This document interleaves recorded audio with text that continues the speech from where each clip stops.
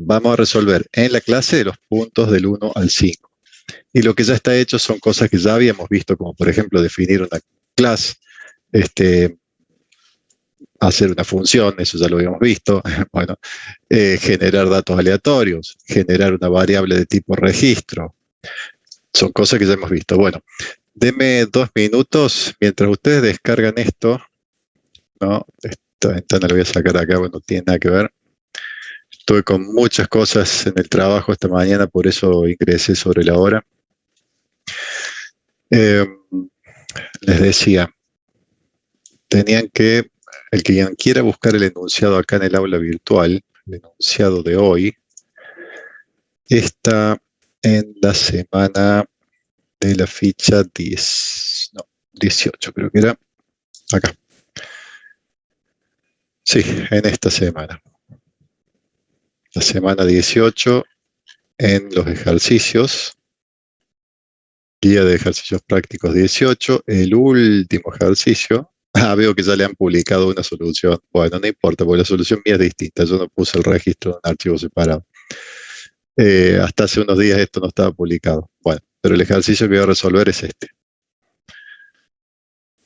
Modelo parcial 2019. Y, de todas formas, les agregué el enunciado aquí arriba. Así que lo vamos a estar leyendo de acá arriba. Bueno, denme un minuto y empezamos.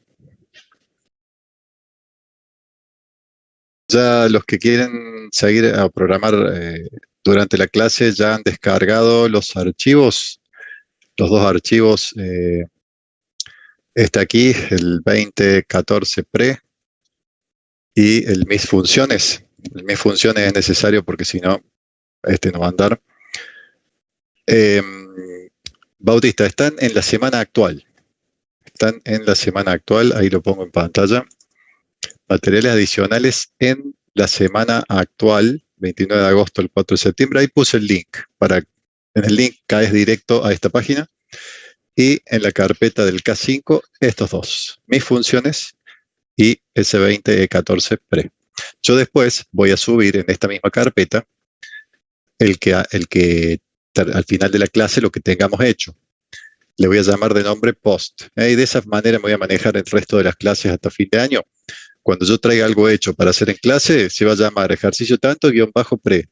Y el que suba después con la solución va a ser ese mismo nombre _ post. Entonces tienen el antes y el después, para que se sepa qué parte ya venía resuelta. Bueno, si bien este es tipo parcial y yo traje cosas resueltas, alguno de ustedes puede decir, pero ¿cómo no lo vamos a poder hacer en 1 hora y media? Es justo el tiempo que tenemos nosotros para el parcial. Claro, lo que pasa es que a mí me lleva más tiempo porque lo tengo que ir explicando a medida que lo resuelvo. Pero se supone que un ejercicio de estos, si lo único que hacemos es programar, no hablar ni nada, ni explicar nada, se resuelve en 1 hora y media. Yo voy a demorar más, o sea, demoraría más si lo tuviera que hacer de cero y escribir todo, porque yo lo voy explicando a medida que lo hago. Ahora me voy a tomar unos minutos para explicar la parte que ya está lista. Obviamente tengo que gastar menos tiempo de lo que me hubiera llevado a escribirlo, ¿no? O sea que 5 minutos como para explicar esto y ya está. El enunciado, por si no lo leyeron, le hacemos un repaso rápido. Ustedes, ¿qué tienen que ver en el parcial o qué? Lo primero que hay que detectar es qué estructura tienen que crear, o sea, qué clase es el que tienen que definir. Eso es lo primero que tienen que hacer. Yo aquí lo pasé un poco más en limpio a como estaba mostrado aquí, porque ven que acá es un poco más difícil de leer, pero en todo este párrafo les está diciendo cómo en esta parte les dice cómo tiene que ser el class. Pero está todo pegado y así lo van a tener ustedes en el enunciado. ¿Qué tienen que hacer ustedes de ahí? Y bueno, fijarse, distinguir bien cuáles son los distintos campos que van a tener que crear para la variable registro para resolver el ejercicio. Porque si le erran con la variable registro de ahí en adelante van a arrastrar ese error en todo el resto del ejercicio. Entonces no pueden errar con la definición del class. Léanlo bien y atentamente. Los enunciados son claros y especifican muy bien los campos que tiene la variable registro que ustedes necesitan para resolver el ejercicio. ¿Qué tenemos aquí? Nuestra variable registro, que son trabajos, trabajos ofrecidos. La vamos a llamar class trabajo. Y por cada trabajo se tiene, y ahora viene la definición de los campos, se tiene número de identificación, descripción, tipo, ya volvemos al tipo, importe y cantidad de personal afectado para prestar ese servicio.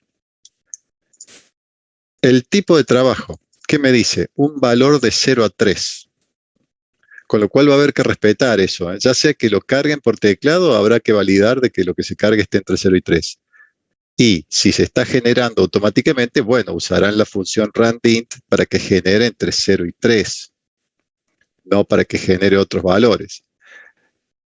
Idem, el enunciado dice, alguna parte, por acá estaba, valide que el número de identificación del trabajo sea positivo. Bueno, si lo están cargando por teclado, habrá que hacer esa validación. La pueden hacer, por ejemplo, con una función como esta, cargar mayor que, listo, la deben tener hecha de antes.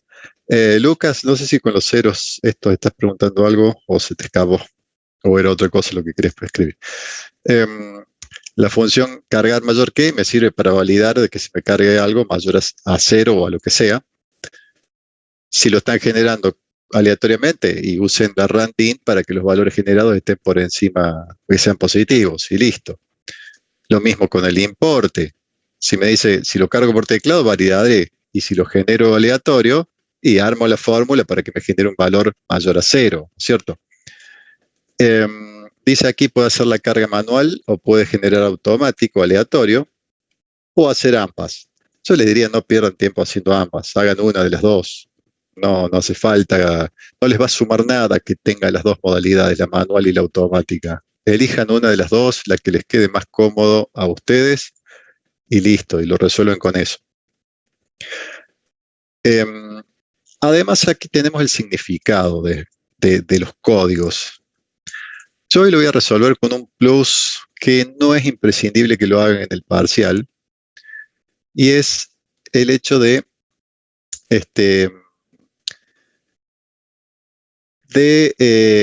traducir los códigos a la hora de mostrar los datos. En vez de mostrar un 0, yo muestro la palabra interior.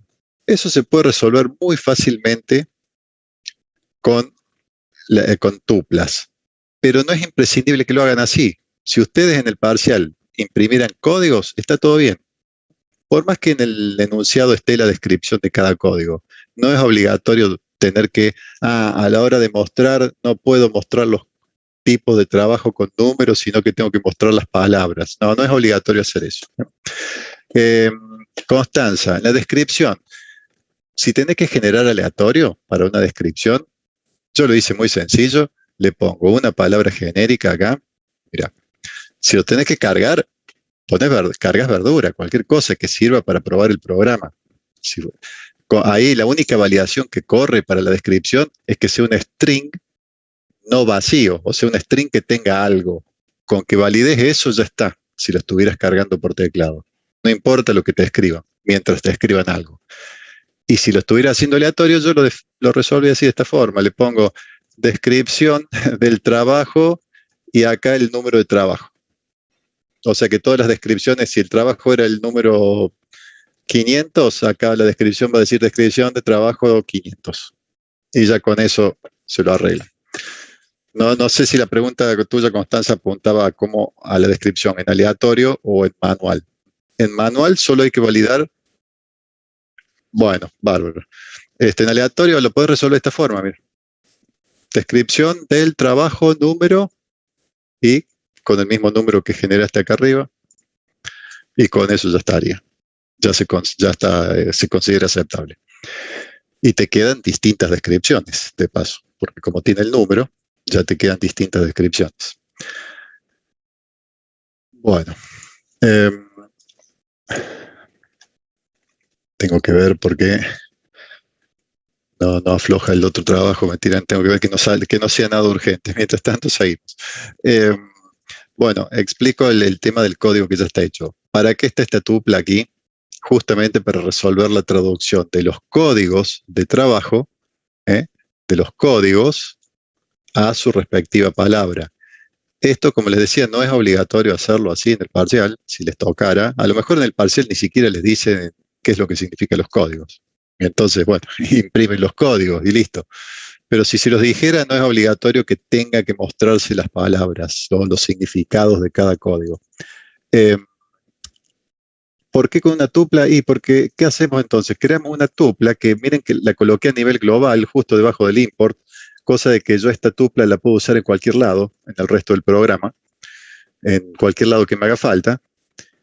Y a los valores, hice que cada uno de los valores, que son strings nada más, una tupla de strings, tengan la posición, su subíndice, que coincide con el código. ¿Ven? Como interior es código 0, yo lo puse primero, cosa que tenga subíndice 0 en la tupla. Exterior tiene subíndice 1 y está bien, porque 1 es el código de exterior. Y piletas es el 2, tapizados el 3. Entonces los puse en ese orden.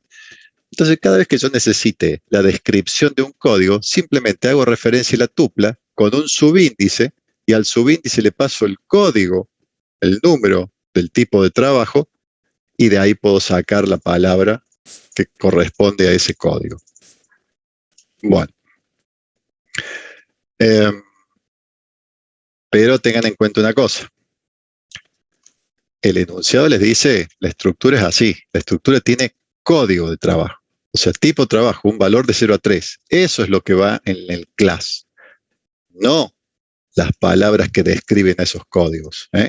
No deberían aquí armar un class donde el tipo sea un string con las palabras. No, tiene que ser un int con números de 0 a 3, como dice acá.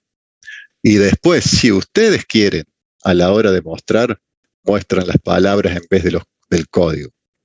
Pero en la estructura está el código. Aquí lo pueden ver. Bueno, ahí está el tipo. Acá no se nota, pero yo lo voy a estar creando, yo le voy a estar pasando números de 0 a 3 para el tipo. ¿Qué tenemos aquí? La función init, esto ya lo vieron, 5 parámetros porque tenemos 5 campos, entonces yo tuve que definir número, los 5 campos son número, descripción, tipo, importe, cantidad de personal o cantidad de personas afectadas. Ese era el quinto campo que estaba aquí, la cantidad de personal afectado para prestar ese servicio. Es un entero, porque la cantidad de personas no puede fraccionarse, así que ese es un int. Muy bien. Esto, por una cuestión de tiempo, hoy no lo voy a explicar. Lo vemos más tranqui otro día. Me interesa mucho más que veamos cómo resolver los puntos del 1 al 5. El format lo que hace es rellenar, básicamente rellenar con espacios. ¿Para qué se usa? Y para que a la hora de imprimir una variable registro, si yo tengo que hacer un listado, me salga todo prolijito. Ya lo vamos a ver cuando empecemos a mostrar los datos, van a ver cómo salen las columnas alineadas. Eso no es obligatorio hacerlo en el parcial. En el parcial pueden entregar todos los datos con columnas torcidas, ningún problema, porque no se exige esto del formato. Y ahora rápidamente nomás, para no darle mucho más tiempo a esto de format, ¿qué indica esta flechita? Todo esto que está entre comillas se llama la máscara. La máscara y dice cómo se va a mostrar el string. ¿Qué string? El que le paso aquí por parámetro. Yo le paso un string, por más que sean de otro tipo, format me los convierte a string. El número es un entero, pero me lo va a convertir a string el format. El importe es un float, pero me lo va a terminar convirtiendo a string para concatenar todo este string. Ven que va concatenando, va acumulando, va agregando cosas a un string. A este string que arranca vacío, se van agregando los valores, se van agregando, y después se devuelve ese string. ¿Se acuerdan para qué era la función str dentro de un class? A ver, ¿quién me puede decir? Para el print, profe, en vez de imprimir el espacio donde está guardado, que imprime lo que pusimos en str. Claro. Es como para decirle a Python, cuando una variable registro de tipo trabajo, vos la tengas que convertir a string, quiero que la conviertas de esta forma. Y no como se le ocurre a Python, que lo que hace es mostrarnos la posición de memoria. O sea, esa es la conversión que hace Python por defecto. cuando ustedes le dicen, mostrame una variable registro como string, que eso es lo que hace el print. Ustedes cada vez que hacen un print de algo, el print intenta convertir a string eso antes de imprimirlo. Vieron que podemos imprimir un número, podemos tranquilamente imprimir, poner print, número en pantalla, pero internamente Python lo convirtió a string antes de mandarlo. Entonces, como todo lo que se imprime se convierte a string, lo que estamos haciendo con la función str es definir cómo es esa conversión a string de una variable de tipo registro.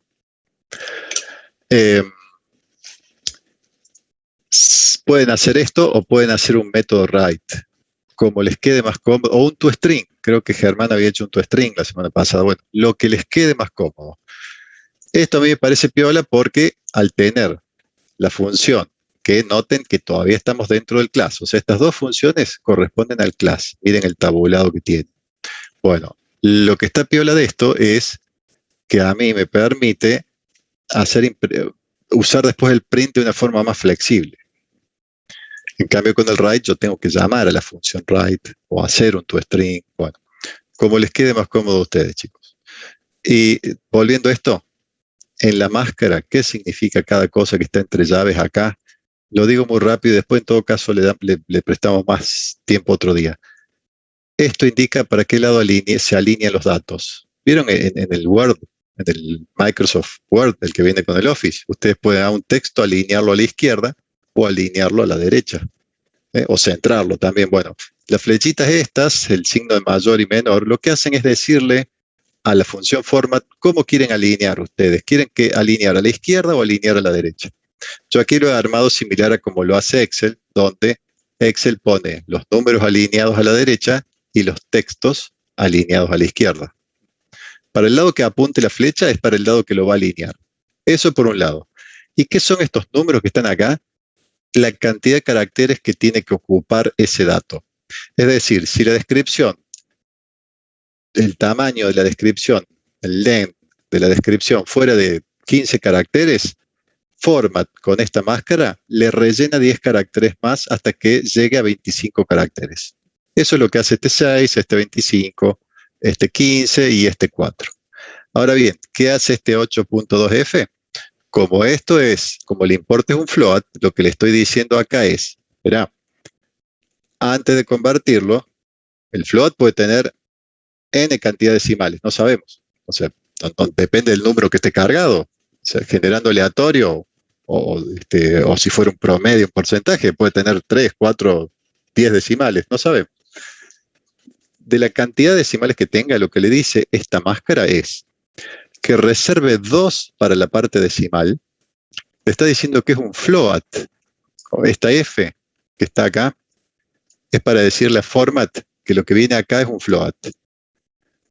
Y que de ese float le reserve 2 números para la parte decimal y que el tamaño total del dato no puede superar los 8 caracteres. O sea, y esto lo descubrí los otros días, porque yo estaba creído de que esto era la parte entera. No, no es que son 8 caracteres para parte entera y 2 para decimales. Son 2 caracteres, 2 posiciones para los decimales, y el número en total no puede superar los 8. Bueno, eso es todo. No le damos más vuelta al asunto. Lo pueden usar en el parcial, Agustín. Sí, si lo quieren usar, lo pueden usar, ningún problema. Lo que decía es que no es obligatorio usarlo. Vos podés presentar la información desprolija, así con las columnas torcidas, no hay ningún problema. Búsquenle la vuelta. Si ustedes un registro lo quieren imprimir con print, pueden ir imprimiendo campo a campo y cada campo separado con un guión. Y ya está. Y listo, digamos. Y eso ya es válido. No quedará lindo, pero es válido. Bueno, esta función ya la hice porque es lo que es la función para imprimir el menú. Yo muchas veces les dije, evitemos los print y los input en las funciones. Claro, a no ser que la función se trate de imprimir algo. O sea, que el objetivo de la función sea imprimir algo, bueno, entonces obvio que va a haber sentencias print. Bien, entonces, este ya lo hice. Sí, Lucas, te hubiera dado está muy práctico tener la función str. Bueno, aquí, ¿qué tengo aquí? La función que me genera un trabajo aleatorio. Uno solo. un solo trabajo aleatorio, con datos aleatorios, los campos son aleatorios. El número que uso, randint, de 1 a 9.999. La descripción, como le expliqué antes a quien me había preguntado, Constanza, le pongo estas palabras y después le concateno el número generado aleatorio acá. Entonces, de esa manera las descripciones me quedan diferentes. Únicamente que se repita el número, tendría dos descripciones iguales. Pero con una muestra chica, si yo genero 20 trabajos aleatorios, es difícil que se me repita un número. El tipo, un aleatorio entre 0 y 3, como decía el enunciado. El enunciado me decía, los trabajos van de 0 a 3. Código de trabajo de 0 a 3. Importe y cantidad de personal. Bueno, acá esto es arbitrario. La cantidad de personal yo le puse entre 1 y 20 personas. Pero acá si fuera entre 1 y 100 personas, ningún problema. O sea, es lo mismo. Esto lo eligen ustedes. Y si lo hacen aleatorio. Lo único que aquí del aleatorio no se podía elegir, ¿cuáles eran las reglas a cumplir? Las reglas de la carga manual. Si en la carga manual les dice no puede haber número de trabajo negativo y no generen randints negativos, generen positivos. Bueno, si el enunciado les dice el código es un número, el tipo de trabajo es un número entre 0 y 3, generen un randint que responda a eso. Si el importe no puede ser negativo, no generen importes negativos, generen importes positivos. Acá con esta fórmula, no la explico ahora porque no vale la pena. O sea, lo que hace es generar un aleatorio entre 500 y 5000. Esta función random, que no recuerdo si la usé en otra clase, genera un número entre 0 y 1. Un número aleatorio entre 0 y 1. Con todos los decimales que pueda haber al medio, ¿no? No que es o el 0 o el 1. No. Entre 0 y 1. Bueno, a ese número lo multiplico por 4500 y luego le sumo 500 y con eso me va a quedar un importe entre 500 y 5000. Un aleatorio entre 500 y 5000 con decimales. Porque al ser importe yo quería que tuviese decimales. Si ustedes tienen ganas de hacer el importe con randint, háganlo con randint, ningún problema. La única condición es que tendría que ser un importe mayor a 0. Y acá le lo redondeo a 2 decimales. Porque si no tendría un montón de decimales. Y la cantidad de personas va entre 1 y 20. Una vez que yo en variables sueltas, porque estas no son más que variables locales sueltas, puse el valor de cada ítem, o sea, el valor aleatorio, uso esas 5 variables para crear la variable de tipo trabajo, que ya la estoy retornando. Probablemente ustedes pueden haber visto en otros ejemplos una cosa así, que primero se usa una variable para crear la variable registro de tipo trabajo y después devolvemos esa variable. Esto también es válido. Se puede hacer en 2 pasos. Yo ahora lo metí directo al return, pero si lo quieren hacer así como está acá, ningún problema. Creo una variable registro de tipo trabajo, le paso los valores que tienen que coincidir con el encabezado de qué función. Pregunta al curso. O sea, esta llamada que yo estoy haciendo, esta lista de parámetros que pongo acá, al invocar el nombre del class, ¿con qué tiene que coincidir estos 5 parámetros? ¿Con cuál encabezado? ¿De quién?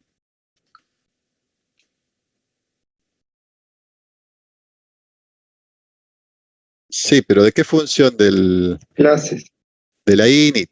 Sí, o sea, pero todo depende, más allá de los parámetros perdón, de los campos que ustedes le definan a la clase, lo que importa acá es cuántos parámetros recibe la función init, porque esa es la que les va a inicializar la variable registro. Recuerden que el self no cuenta. Ustedes le tienen que pasar el resto de los parámetros. Acá init espera recibir 5 parámetros. ¿Yo invoco a la función init de manera explícita? No. Se ejecuta automáticamente. ¿Cuándo? Y se ejecuta cuando uno hace referencia al nombre de la clase. Cuando yo hago una variable, digo que esa variable es de esta clase, ahí se ejecuta init. Y por eso le tengo que pasar como parámetros actuales la misma cantidad que los formales definidos acá arriba. No hace falta que se llamen igual, obviamente.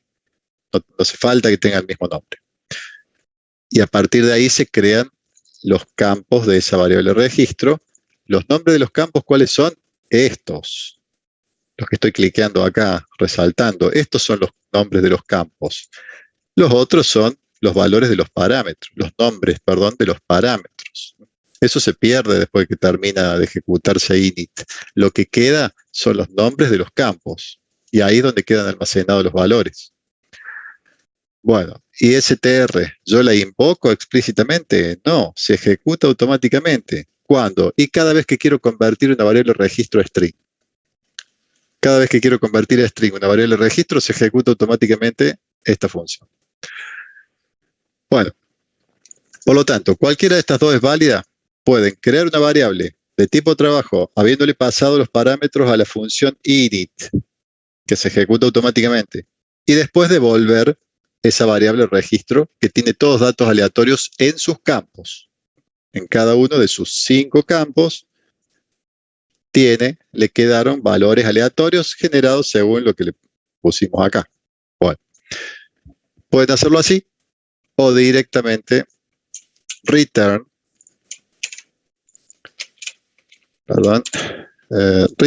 de esto.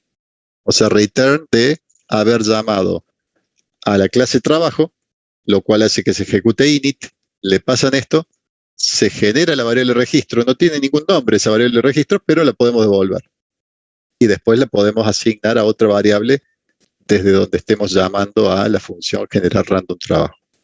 ¿Queda claro el uso de esta función? Es importante que entiendan esto para entender la resolución de los ítems. Yo llamo esa función, ¿y qué me devuelve esa función? Una variable tipo trabajo con datos aleatorios. Eso me devuelve. ¿Se entiende hasta ahí? ¿Estamos? Sí, profe, de 10. Función principal.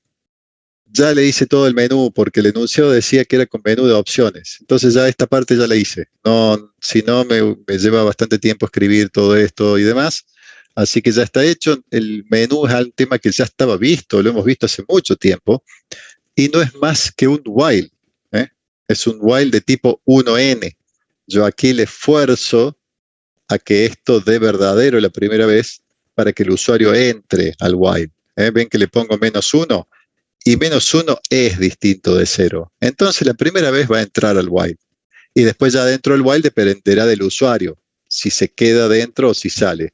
Cuando me apriete 0, obviamente va a salir porque esto va a ser falso si el usuario me carga un 0. Aquí le estoy pidiendo que me cargue qué quiere hacer. ¿Qué quiere hacer? Le muestro el menú. Aquí está la llamada a la función que imprime todo esto. Le muestro el menú y le digo, ¿qué querés hacer? Bueno, si me aprieta un 0, voy a ir a parar acá. Y no hago nada. Este pass está a propósito. No lo voy a cambiar, lo voy a dejar. Si quieren, ustedes aquí pueden poner un mensaje que diga programa finalizado, una cosa así. Pero si le dejan el pass, ningún problema. Mi intención aquí es que cuando el usuario escriba un 0, no haga nada. Ustedes me dirán, bueno, pero ¿para qué pone la opción, profe, si no quiere que haga nada? La coloco, a ver, ¿alguien me contesta eso antes de que lo conteste yo? ¿Alguien se da cuenta de por qué está, cuál es la función de poner, interceptar el 0 que me pueda cargar el usuario si no voy a hacer nada? A ver, ¿quién me dice? ¿Para qué puse eso? Porque si no diría opción inválida. Porque si no pongo el 0 entre las opciones, sí, Constanza, o sea, voy a salir del while, pero si esto no estuviera, el usuario también te puede cargar el 0. Lo que pasa es que si te carga el 0, acá va a dar falso, vas a salir del while, coincidimos en eso, pero antes de salir del while, vas a ver este mensaje. ¿Por qué? Porque si esto no estuviera, si el usuario te carga 0 acá, si acá arriba te carga un 0, el condicional múltiple va a entrar a preguntar, ¿este 0 es igual a 1? No, falso. ¿Es igual a 2? No, falso. ¿Igual a 3? No, falso. ¿Igual a 4? Falso. ¿Igual a 5? Falso. y entonces vas a caer acá, en caso de que no existiese la opción igual a 0. Vas a caer acá, y sí, el programa va a finalizar, pero antes de finalizar vas a alcanzar a ver un mensajito que decía opción inválida, y está mal que le digas eso al usuario porque el 0 era una opción válida, de hecho, está entre las opciones de menú. Es una opción válida el 0. Entonces no hay que dejar que salga un mensaje que diga, ese 0 era inválido, porque no es cierto. También lo podés manejar así, Nicolás, podés hacerte una función que valide, o sea, esta es mi forma de validar. Yo juego con esto, juego con que si el usuario me pone una inválida me va a caer al else, pero vos tranquilamente te podés usar, por ejemplo, una función del tipo cargar entre desde hasta, y ahí le validas de que el número que te cargue esté entre 0 y 5. Y ya lo validas de antes. Ningún problema, Nicolás, si lo querés hacer así. Ningún problema. En ese caso, nunca caerías a un else de un condicional múltiple si vos ya previamente validaste de que el usuario te haya cargado un número entre 0 y 5. En alguna de estas vas a caer. Bueno, no te haría falta el else en ese caso. Muy bien. Entonces, vamos a resolver los ítems. ¿Queda claro cómo es el dato que tenemos? El dato que tenemos es trabajo. ¿De qué consta la variable registro tipo trabajo? Número de trabajo, descripción, tipo, importe y cantidad de personal afectado. Esos son los 5 datos que conforman una variable registro de tipo trabajo. Muy bien. Vamos entonces a resolver. ¿Qué tenemos que hacer? Y bueno, ir cambiando todos estos paths que están acá y hay que resolverlo. Ahora bien, noten que el menú 1 es más cortito que los otros. Miren el menú 2, de la parte que ya les traje lista. En menú 2, 3, 4 y 5, siempre estoy preguntando si este flag está en verdadero. ¿Cuándo se pone en verdadero este flag? Cuando el usuario entra al menú 1. Si el usuario entra al menú 1, ese flag se pone en verdadero, que arranca, como ven aquí arriba, ese flag está en falso cuando arranca el programa. Arranca en falso. Si el usuario va al menú 1, se pasa a verdadero. ¿Y por qué hago esto? Porque aquí ustedes tienen que considerar, y esto se espera que lo hagan en el parcial, se espera que lo hagan, ustedes tienen que controlar los menús a los que va el usuario, y si hay algún menú que requiere que el usuario ya haya estado en otro menú anterior, lo tienen que validar. Aquí, que dice, punto 2, ¿qué me pide el punto 2? Vamos a ver el enunciado. No es para asustarse, Lanfranco, o sea, no es para asustarse porque fíjate que lo resolví con un flag. O sea, con un solo flag ya lo resolví, o sea, no es problema. No te va a tocar toda una secuencia encadenada. Eso en el cuarto parcial puede ser que se dé un ejercicio donde para que el usuario entre al menú 3 ya haya tenido que ir al menú 2, pero para ir al 2 tiene que haber ido al 1. Sí, Constanza, podés chequear no vec distinto de none, no de esa manera. Julián, vos, Julián, preguntaste si es lo mismo verificar si el vector está cargado. Más que verificar si está cargado, si su tamaño es mayor a 0. Lo mismo vale para Constanza. No podés preguntar si es distinto de none. Tendrías que... Exacto. Sin la G, len solo. Claro, len vec distinto de 0. De esa manera también es lo mismo. Si no quieren usar flag, pueden poner esa validación. La cuestión es impedir que el usuario vaya a alguno de estos menús 2, 3, 4, 5 si antes no pasó por el 1. Porque miren lo que dice el menú 2. Mostrar todos los datos de los trabajos. Claro, pero si no pasó por el 1, no hay nada cargado, no hay nada para mostrar. Entonces no puedo permitirle que me ejecute el menú 2 si no vino primero el menú 1 a cargar o a generar aleatorio, como sea. Por lo tanto, lo pueden manejar con flags o, como dicen ahí, con tamaño de vector distinto de 0, pero tengan en cuenta una cosa. La función len, o sea, esta línea, ya la escribo yo en el chat, esta línea de preguntar if len de vec es mayor a 0 o distinto de 0, como quieran, esa línea solo va a funcionar si primero ustedes hicieron esto. Y aquí no lo he hecho porque está cambiado, pero tendría que estar así, miren. Tendría que estar esta línea primero, porque solo ahora existe el vector. Una vez que, acá este es un vector vacío. En este caso yo al nombre de la variable le puse no vec, sino bt, vector de trabajos. Bueno, por eso dice bt. bt igual a 0. Esta, de paso, no me va a hacer falta, me parece, esta inicialización. bt igual a corchete, corchete. ¿Qué me definía eso? Un vector vacío, pero ya era un vector. O sea, bt con esta línea se convierte en vector, en un vector vacío. Y que si el usuario no pasa por el menú 1, va a seguir vacío, con lo cual estaría bien el if de, en este caso debería ser así.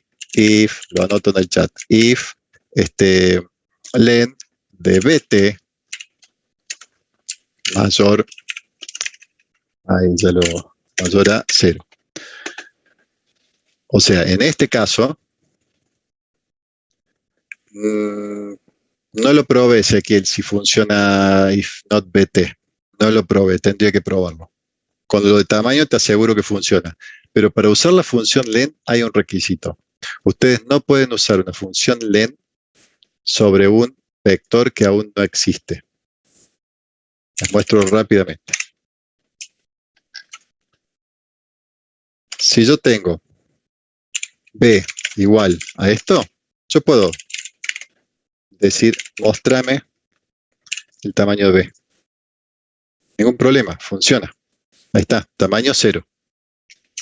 Tamaño 0. Ningún problema. Pero si b no está declarado, esto no anda. Me dice, no, b no está definido. Si b es igual a, bueno, una string funcionaría, pero supongamos igual a none, no, tampoco puedo preguntar por el tamaño. None no tiene tamaño. Solo las cosas que son arreglos o vectores tienen tamaño. Un string sí, porque un string internamente, esto va a funcionar. ¿Por qué? Porque un string es un vector de caracteres. ¿Se acuerdan? Yo se los mencioné. Entonces funciona con string. Pero si yo acá le pongo un 0, que es un int, no, tampoco va a andar. Me dice int no tiene tamaño. No tiene len un int. Y si fuera un float, tampoco. Me va a decir, no, float no tiene len. Solo cuando lo inicializo con un arreglo, tengo un tamaño. Solo ahí. Veamos qué pasa con if not b print detecta. A ver. Ah, sí, funciona, Ezequiel, tu propuesta. Detecta vector vacío. También funciona con el not directamente. Yo no lo había probado eso, a esa opción.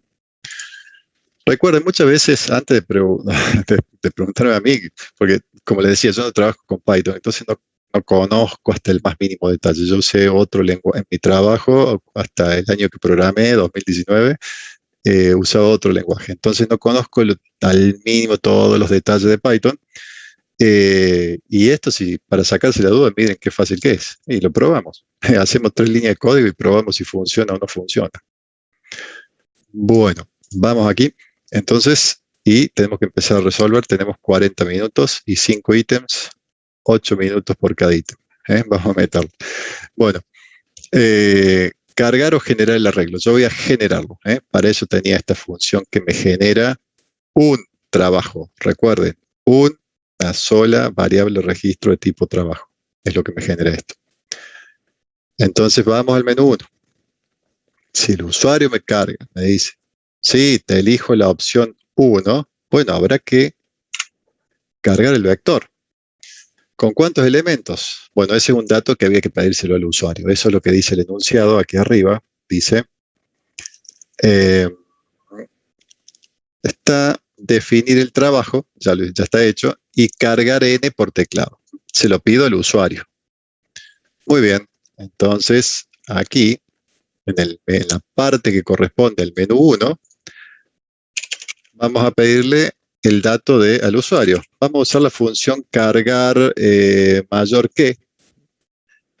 Esa está en mis funciones, es algo que ya hemos visto y lo único que hace es validar que un número, donde está la mayor que esta, que el número cargado por teclado sea mayor que lo que yo le paso por parámetro. Entonces aquí yo le voy a decir mayor que 0. Y le voy a tirar un mensaje personalizado, porque si no me va a tomar el parámetro por defecto, que el mensaje que me dice es ingrese un valor, me tira ese mensaje. Entonces, como no quiero que me ponga el valor por defecto está definido acá, ingrese un valor. Yo le voy a sobreescribir este mensaje por defecto y le voy a poner el mío. Voy a decir, ingrese la cantidad de trabajos a cargar o generar, como quieran.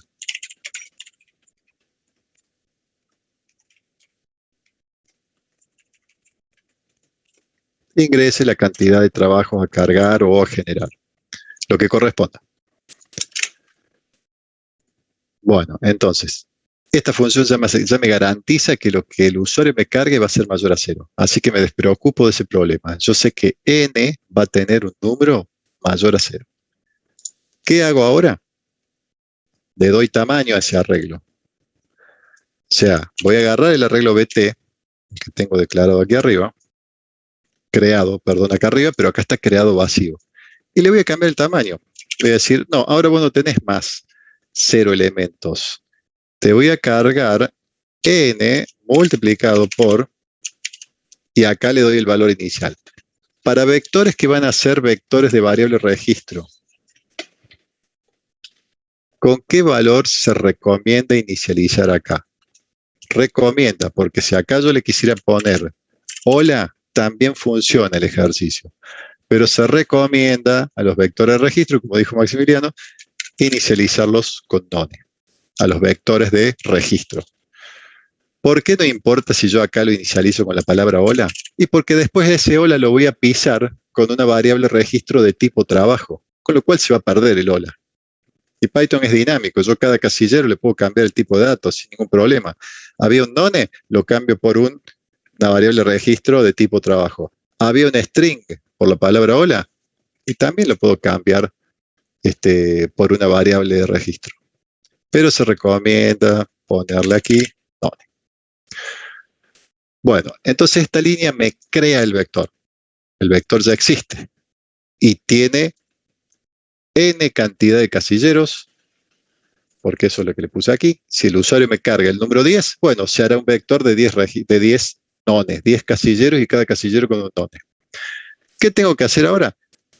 Cambiar esos nones por variables registro de tipo trabajo, ya sea cargada por teclado o generada aleatorio, como voy a hacer hoy. Entonces, voy a hacer una función para eso, para el punto 1.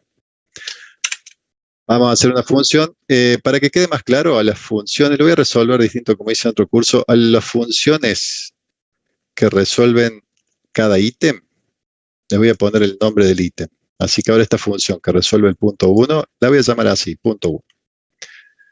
Entonces, vamos aquí, punto 1.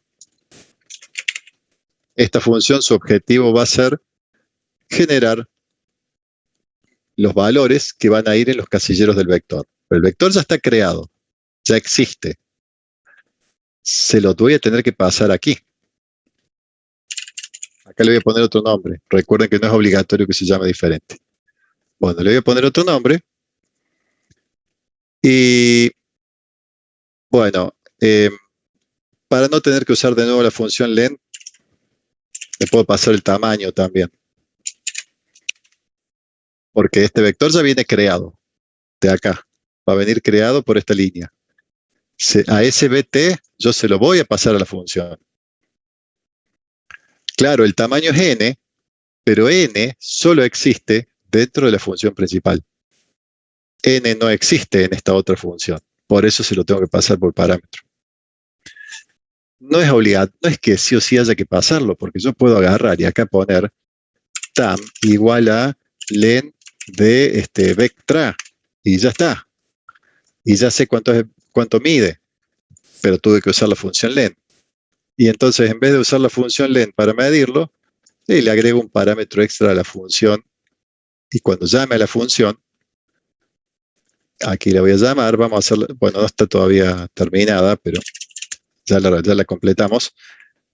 Acá hago la llamada, yo digo punto 1 y le paso el vector y el tamaño, que ya lo tengo en la variable n. Bueno, tenemos que hacerlo esto todavía, o sea, estaba solo el encabezado, tenemos que completar. Un segundo, estoy viendo que no haya nada urgente. Bueno, listo, seguimos. Entonces, función punto 1. ¿Qué tenemos que hacer aquí? Me llega un vector cuyos casilleros ya existen. Ya tiene tamaño, tiene casilleros, tiene posiciones, 0, 1, la 2, la 3, la 4, y cada uno de esos casilleros tiene, ¿qué cosa? Un none. ¿Por qué? Y por la inicialización que le puse yo acá. Entonces, todos los casilleros tienen un none. ¿Qué voy a hacer? Cambiar ese none por una variable de tipo trabajo. Entonces, para eso vamos a recorrer el vector con un for clásico. Sí o sí, cuando yo esté por cambiar contenido de un vector, tengo que usar un for clásico porque tengo que acceder a las posiciones. No puedo usar el for iterativo para resolver un ítem que requiera escribir en un vector. Tengo que usar el for clásico. Entonces, for i in range de ¿qué variable? A ver quién me dice. ¿Dónde está el dato acá? Tam, correcto. Porque ahí se supone que me llega el tamaño del vector en este parámetro. Bueno, por cada elemento, muy bien. Vector de trabajo, sub y ¿qué voy a cargar ahí? A ver, está a la vista. ¿A qué le voy a asignar en cada casillero? Claro, lo que sea que me devuelva la función generar random trabajo, porque esta me devuelve una variable registro de tipo trabajo. De nuevo, aquí se puede hacer en dos pasos. Yo podría poner una variable T1 igual a generar random trabajo. Y entonces la función esta me genera la variable registro y yo guardo la variable registro acá, en T1. Y entonces después abajo digo, vectra posición i igual a T1. Esa es una forma de generar un vector de registro. La otra forma, y es que directamente, claro, no me hace falta T1 en realidad. No, el len no hace falta porque acá ya me llega el tamaño, Franco. En el parámetro tam, mira la llamada que hago yo. Ahí está la llamada a la función punto 1. A punto 1 le paso el vector y el tamaño del vector. Entonces, ya está. No hace falta medirlo si le estoy pasando. Para eso le pasé el valor acá. Para no tener que medir cuánto medía, la cantidad de elementos del vector. Se puede reescribir, así como lo estoy armando yo, Maximiliano, a tu pregunta. Si el usuario entra de vuelta al punto 1, se elimina el vector anterior y se genera uno nuevo. De otro tamaño incluso, porque la pregunta de cuántos está en el menú 1. Así que sí, el usuario, sí. Si vos quisieras no perder lo que ya está, entonces habría que usar append. Una vez que el vector ya existe, todo lo nuevo que se agregue, habría que agregarlo con append. ¿Por qué esta línea si no?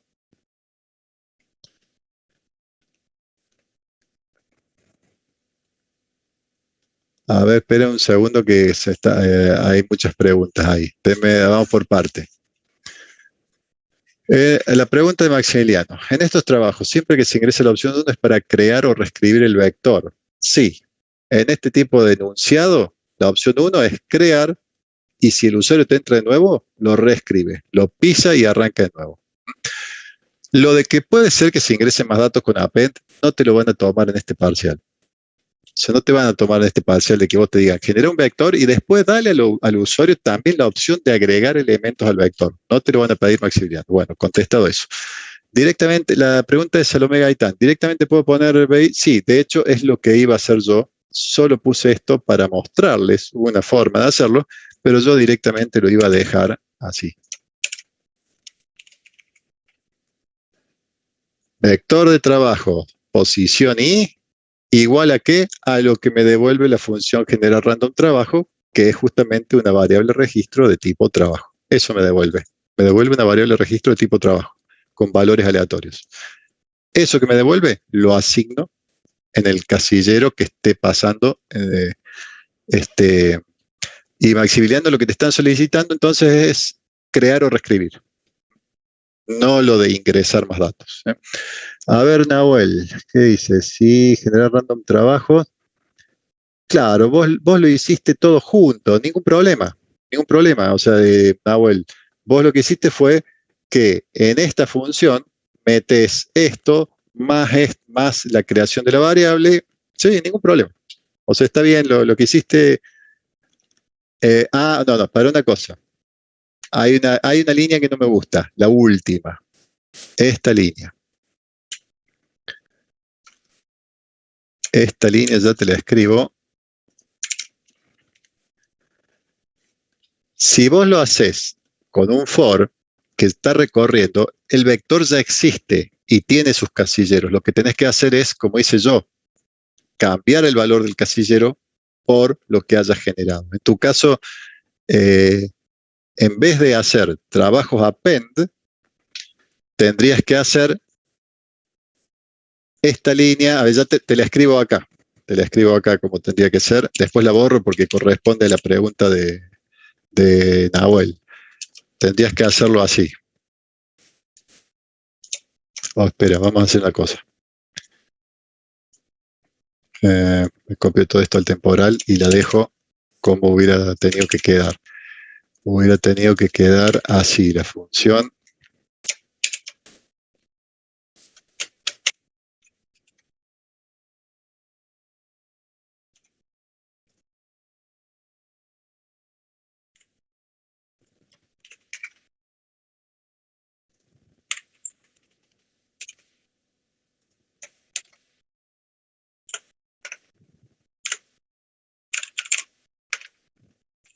No quiero que me subraye.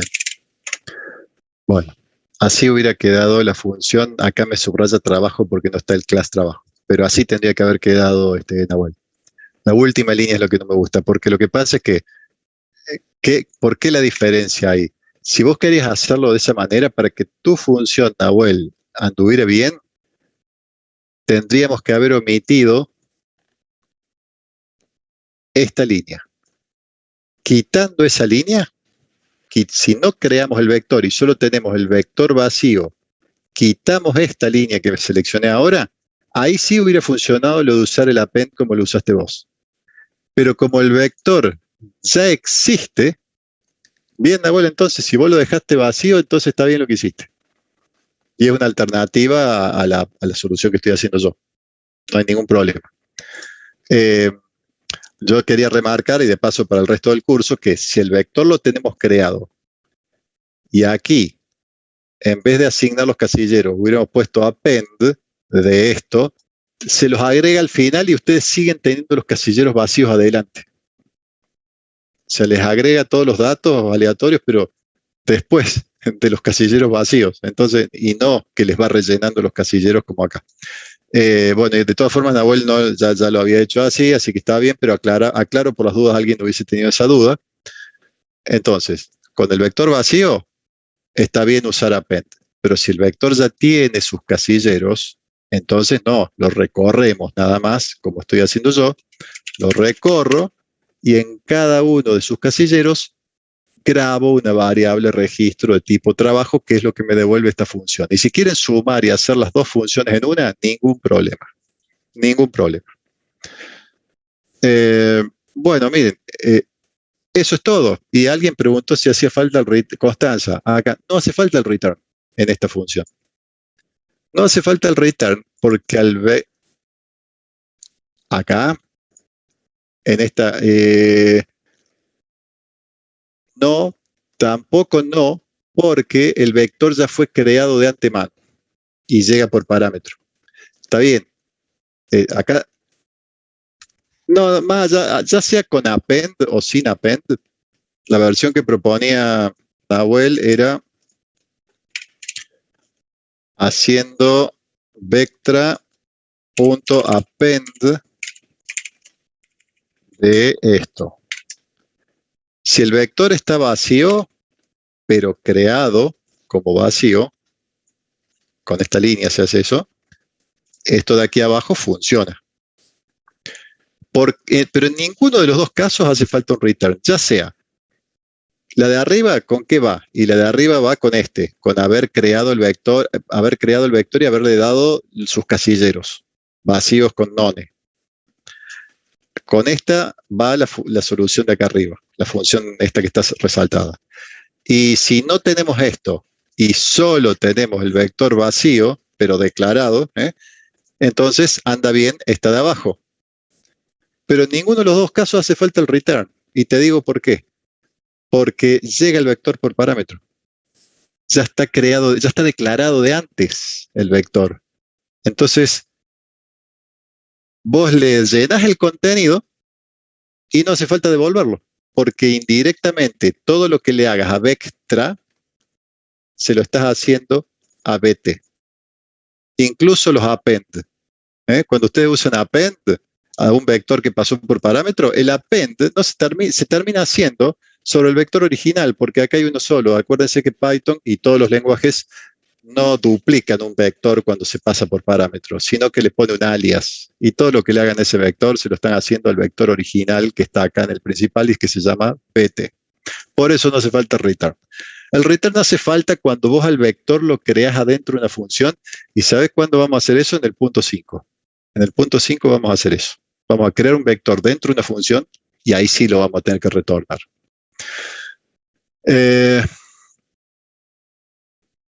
Sí, Julián, se puede. Y si haces eso, de crear BT dentro, si yo hubiera creado BT en esta función,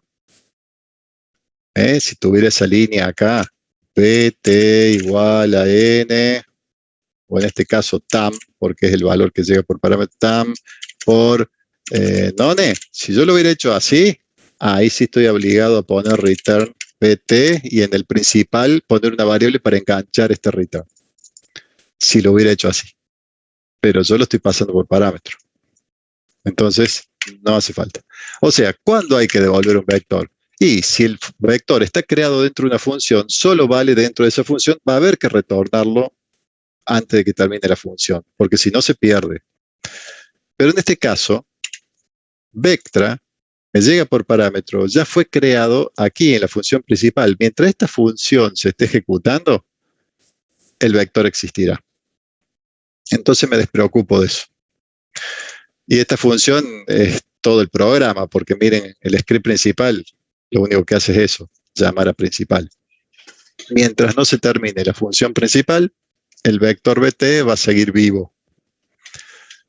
Bueno, acá faltaría nomás un mensaje que diga se han cargado / generado los trabajos, como para avisar de que ya fue creado el vector y demás, tiramos un mensaje, porque si no es como que el usuario va a entrar al menú 1 y va a salir del menú 1 y no va a tener ningún output. O sea, va a haber cargado, le va a decir ingrese la cantidad de trabajo. Sí, y sale, y no me dice nada. No, bueno, aunque sea un mensaje diciendo se han generado los trabajos, los N trabajos. Y esto sí o sí, porque es la forma que usé yo para saber si el usuario ya había entrado o no al menú. El que quiera hacerlo por el tamaño del vector, simplemente en las otras opciones reemplazará este if por el otro if, el if tamaño de vector mayor a 0. Bueno, 19 minutos, tenemos 4 minutos y medio para cada uno de los puntos que siguen. A ver, vamos. No, lo que pasa es que si voy muy sobre la hora, lo voy a tener que hacer muy rápido. Y este es el de vector de conteo, que es un tema ya visto, pero lo voy a tener que hacer medio rápido. Listo con el punto 1. ¿Alguna duda? Si no, seguimos. Eh, entonces, vamos de vuelta. O sea, vamos ahora con el punto siguiente, punto 2. ¿Qué me dice el punto 2? Mostrar todos los datos de todos los trabajos en un listado ordenado de mayor a menor por importe.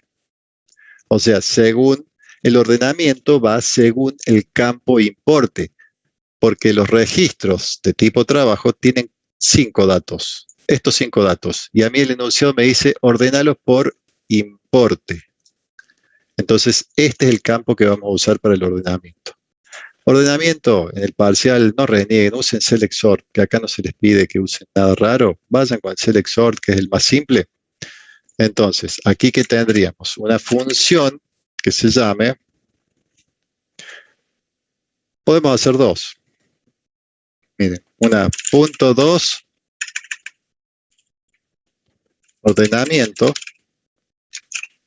Ya vemos los parámetros. Y una punto 2, mostrar. Mostrar datos. Porque me pide que los muestre también.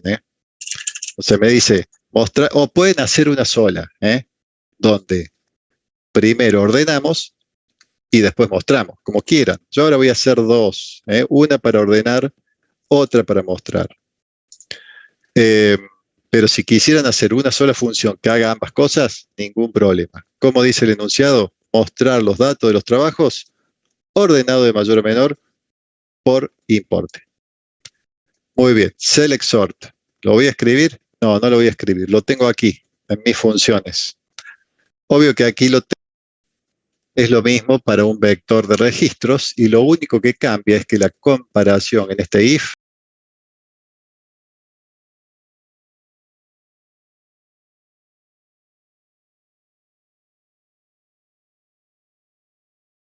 en vez de hacerlo a nivel de casillero, lo hacemos a nivel de campo, porque si no estaríamos preguntándole a Python, che, ¿cuál de estos dos trabajos es el más grande? Ah, no sé, qué sé yo, decime vos qué considerás con un trabajo más grande que otro. Bueno, hay que aclararle que estamos ordenando por el campo importe, que es un float. Entonces, me voy a robar este código de aquí, me lo traigo a esta función. Al vector, en este caso, cuando lo pase por parámetro, le pongo B, así no tengo que andar renombrando todo esto. Así no tengo que andar renombrando acá. Esta línea la podría evitar si además de B le paso el tamaño. Con nombre N, así no tengo que andar renombrando. Le paso el vector y el tamaño del vector. Ahí tengo el método de ordenamiento y lo único que me falta son dos cosas en realidad que me faltan. Una, ya la dije, la comparación tiene que ser por el campo importe. Entonces va a ser B sub I punto importe y contra B sub J punto importe. Después el intercambio sí es el registro completo. Cuando hago el intercambio no es que voy a intercambiar los importes, sino voy a mezclar todo. Intercambio el trabajo completo. Todo el casillero cambia de lugar, o sea, se intercambian lugares. Pero a la hora de comparar, a mí el enunciado me dice ordene por importe. Bueno, falta una sola cosa para cambiar y que esa función esté lista. El enunciado me dice ordenar de mayor a menor. Y miren cómo está eso. ¿Qué está haciendo ahí? Pregunta el curso. Ese ordenamiento. Ese ordenamiento está de menor a mayor. Miren la pregunta. Hace los intercambios cuando lo que está en I es más grande que lo que está en J. Entonces, ¿qué me falta para que ordene al revés? Que ordene de mayor a menor. Dar vuelta a este signo. Nada más. Doy vuelta el símbolo y ya con esto, esta función pasa a ordenar de mayor a menor. ¿Por qué? Y porque cuando encuentra que en I hay algo más chico que en J, dice, no, en I tiene que quedar todo lo más grande, porque estoy ordenando de mayor a menor. Entonces ahí hace los intercambios. Y ya está lista la función. Punto 2, ordenamiento, está lista. Le paso el vector, el tamaño del vector, y ya me lo ordena por importe. ¿Qué faltaría? Mostrarlo, la función que lo muestre. Bueno, antes de eso, vamos a invocar acá, quitamos este pass, invocamos la función punto 2 ordenamiento, hay que pasarle el vector. ¿Cómo le paso el vector? ¿Qué variable va ahí de parámetro? A ver, dígame por chat o por audio. BT, correcto. Recuerden, en principal el vector es BT. Y el tamaño, que también en este caso coincide y es la misma variable n. O sea, no es la misma, digo, se llaman igual. N, acá puede que me tire un warning por usar este n, acá me va a decir, sí, me está advirtiendo diciendo, che, este n, ¿vos estás seguro que tiene un valor? Y solo tiene un valor si el usuario pasó por acá. Entonces estaba bien esa declaración que había puesto yo antes acá. Listo. Así no me molesta con el warning. Ya me tiene que haber quitado el warning. Se me fue el warning, la advertencia. ¿Qué era lo que me estaba indicando PyCharm? Me decía, ojo con este n que a lo mejor no existe.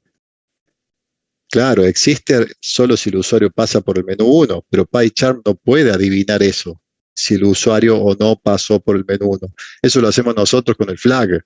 Entonces, por eso tira la advertencia. Nos dice, ojo con este n. Bueno, ¿cómo podemos hacer para quitar la advertencia? Y lo declaramos acá, empieza el programa. Y listo. Y con eso ya PyCharm dice, listo, sí, n estaba declarado, ningún problema. Bueno, ordenamiento, esa es la primera parte, después hay que mostrarlo. Vamos a hacer la función que muestra. La función que muestra, ahora sí podemos usar un for iterativo, porque mostrar el arreglo es leer, no es escribir, no es cambiar contenido del arreglo, es solamente leer los datos del arreglo. Entonces aquí vamos a hacer, por cada, esta variable la eligen ustedes, a ver, por cada trabajo, no le puse el parámetro, vec de trabajo, o sea, vector de trabajo. Por cada trabajo vec de trabajos, ¿y qué voy a hacer? Imprimir. Y no está mal que yo tenga prints en una función si el objetivo de esa función es mostrar algo, no hay problema. Si esta función es para listar los trabajos, y obvio que va a tener prints. Está la alternativa de ir acumulando un string grandote con todo el contenido y devolver ese string y después acá imprimir ese string. Pero no lo voy a hacer así, voy a hacer que directamente se impriman acá. Ya tenemos tiempo para complicarnos otro día y ser estrictos de que no haya ningún print en ninguna función, que no sea la función principal. Bueno, porque acá habría que hacer lo mismo en ese caso. Esta que tiene todos estos prints, habría que usarlo para crear un string con todo esto y devolver ese string. Y acá sería print de lo que me devuelve mostrar menú. Bueno, vamos, sí. Disculpe, si en el parcial hacemos una función así con print adentro, ¿bajaría puntos también? ¿O? No te hagas problema. Eso es una buena práctica, pero no es algo que se te exija para el parcial. Ustedes traten de reducir la cantidad de prints e inputs que ponen en la función, porque la idea es que usen parámetros, pero no hay problema si metes prints dentro de una función. Okay. Gracias. Por cada trabajo en el vector de trabajos, ¿qué vamos a hacer? Mostrarlo. Así que aquí, a ver, antes del for, como para separarlo, vamos a tirar un print de guiones. ¿Cuántos guiones? 64, si es que me queda igual que los otros días. 64 guiones, antes y después del for, lo voy a hacer a eso. Y dentro del for, bueno, miren qué sencillo que queda, gracias a que tenemos función str en el class. Yo puedo directamente hacer print tra. O sea, print del trabajo. ¿Prefieren que esta parte la haga con un for clásico, chicos? O les anoto cómo sería con un for clásico, pero lo voy a dejar comentado. Con un for clásico hubiese sido for i in range de tamaño de vectra print vectra sub i. O sea, acá tiene las dos formas. Esto es así se muestra un vector con el for clásico y así lo mostramos con el vector iterativo. Como ven, la forma iterativa es más simple en sintaxis que la forma clásica. Entonces, cada vez que puedo, yo uso la iterativa. Bueno, estas líneas las dejo comentadas, solo se las dejo para referencia, pero hacemos una o la otra, no vamos a hacer las dos juntas. Y este print, ¿por qué funciona así de imprimir una variable registro de tipo trabajo? Gracias a que tengo el str en el class. Muy bien, ya está listo esto. Faltaría solamente llamar esta función y pasarle el vector, y con eso ya se imprime. Le paso bt y esto ya me imprime todo. Bien, solo faltaría meterle acá un print para que me haga un /n, nada más, antes de los guiones y me lo separe. Bueno, vamos a testear punto 1 y punto 2. No hice antes un test del punto 1 porque como que no teníamos forma de saber si lo había hecho. La primera solo sirve si esta función, o sea, ambas requieren, las dos requieren que tengas el str.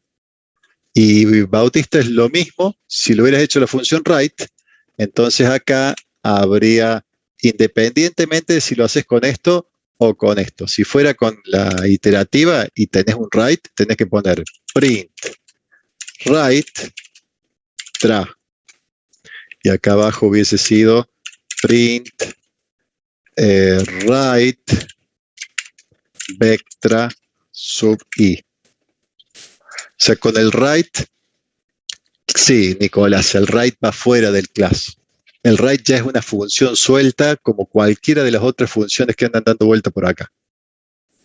El write sería una función suelta que recibe una variable de tipo trabajo y vos le imprimís como querés.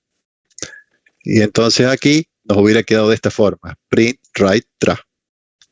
Teniendo el str, te ahorras de tener que llamar a la función write. Entonces, Bautista, no es que con for clásicos hay que usar write y con el iterativo, no. En ambos casos, en cualquiera de las dos, si tenés el str, no te hace falta el write. Y si tenés el write, bueno, es con esta sintaxis, el print. Con esta sintaxis. Bueno, yo lo voy a quitar porque esto no va, porque no tengo función write. De hecho, miren cómo me la está subrayando, sino que tengo la str. Y ahora vamos a probar el ejercicio. Que acá me debe estar ejecutando otra cosa, porque por eso no pasó nada, así que me debe estar ejecutando el tema. Vamos a ejecutar de acá. Ahí está, menú de opciones. Julián, no, el write, no te metas con, o sea, si bien Python te admite crear funciones dentro de un class, no lo hagas, o sea, porque esto lo vas a ver en segundo año probablemente eso. Ya pasa una función dentro de un class, pasa a ser algo que se llama un método, lo cual es terminología de programación orientada a objetos que recién la ven el año que viene. Entonces, no hagas eso en esta materia, de poner el write adentro del class. Déjalo suelto, una función suelta. Así. Nosotros aquí en la materia vemos programación estructurada, con lo cual las funciones van sueltas. Así. Bueno, estoy ejecutando el programa. Me voy a ir a la opción 2 primero, sin haber pasado por la 1, y me tendría que saltar el cartel de primero debe cargar o generar los trabajos. Correcto. Bueno, vamos a la 1. Me dice ingrese la cantidad de trabajos a cargar. Bueno, vamos a cargar 10. Acá me dijo, listo, se han generado los trabajos. Ahora sí vamos al menú 2, que me tiene que mostrar ordenado por importe. Y tal cual, aquí está. Gracias a Format me sale todo acomodado y alineado como yo quería. Los textos alineados a la izquierda, los importes alineados a la derecha y con 2 decimales. Incluso si no tuviese decimales, miren qué piola que está esto. Y todas las columnas prolijitas. Los 10 y además está ordenado por importe de mayor a menor. Eso lo pueden advertir acá. ¿Ven? Está ordenado por importe de mayor a menor. Correcto entonces el punto 2. Seguimos con el punto 3. Nos quedan 3 ítems, tenemos 4 minutos, tenemos que hacer 1 minuto, 20 segundos cada ítem. No vamos a llegar ni a palo. Punto 3. Determinar y mostrar los datos del trabajo que tenga la mayor cantidad de personal afectado. Es decir, me está pidiendo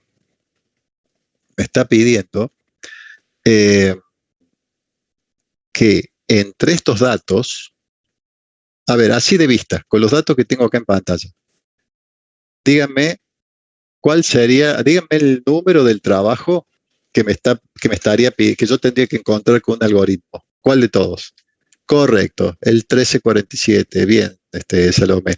Porque ese es el que tiene la mayor cantidad de personal a cargo, que es lo que me pregunta acá el enunciado. Me dice, mostrar los datos del trabajo que tenga la mayor cantidad de personal afectado.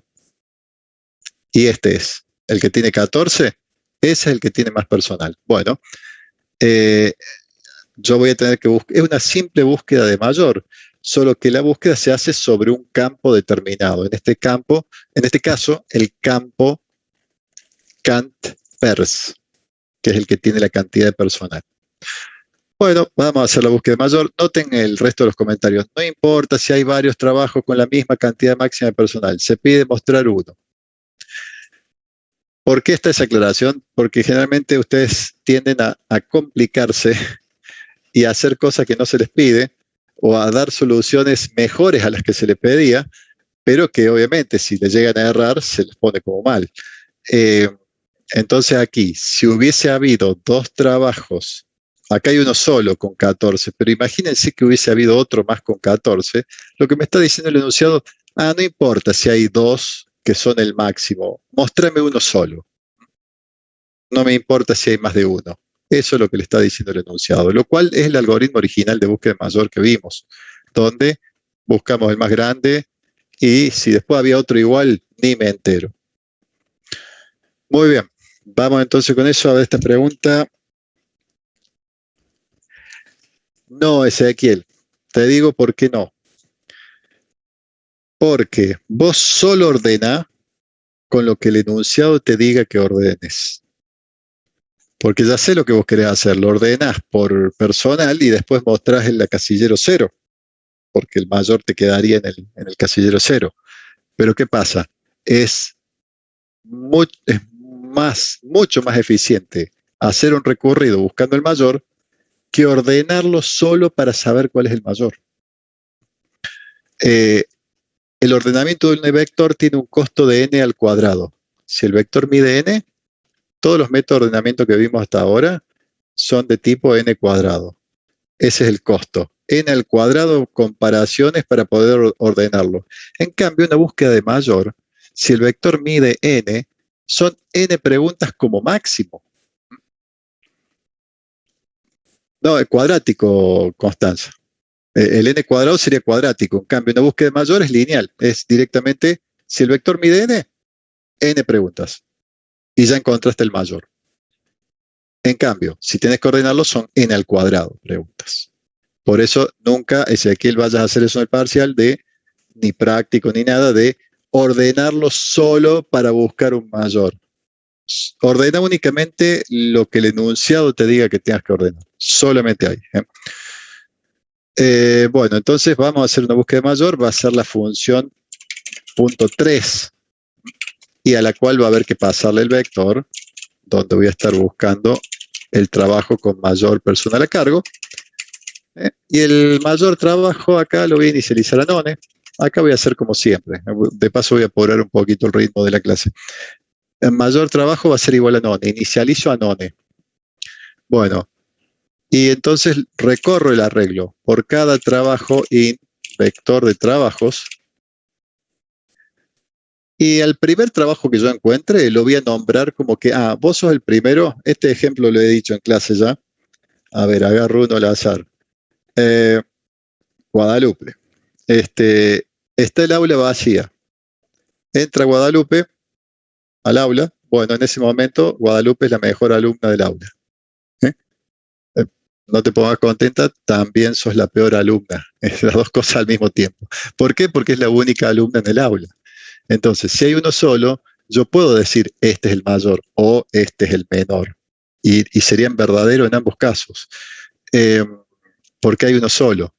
Entonces hago eso para inicializar. Siempre inicialicen al primer elemento, no inicialicen a valores fijos.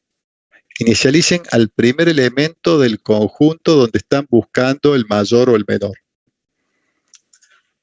Entonces, acá voy a preguntar, si la variable mayor trabajo is none, si está vacía, listo. El trabajo que estoy viendo en este momento lo nombro, vos pasás a ser el mayor trabajo.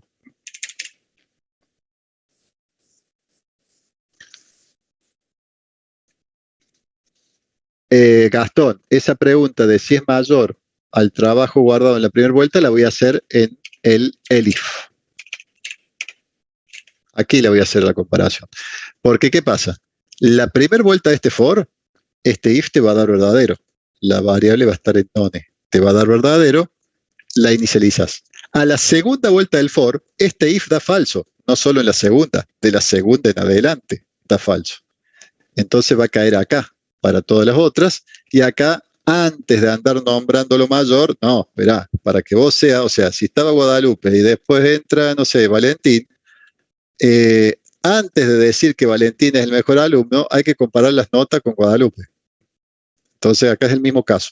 Cuando llegue el segundo lo vamos a comparar por campo cantidad de personal. Entonces acá preguntamos, si en el casillero que estoy viendo en este momento, en el campo cantidad de personal es mayor al campo cantidad de personal del que yo tengo ahora como mayor trabajo,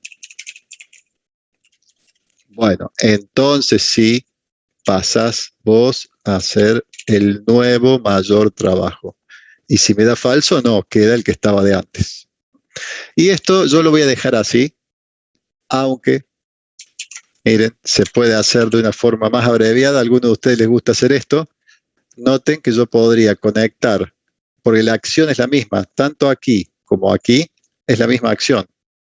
Entonces yo podría poner esto, or, esto.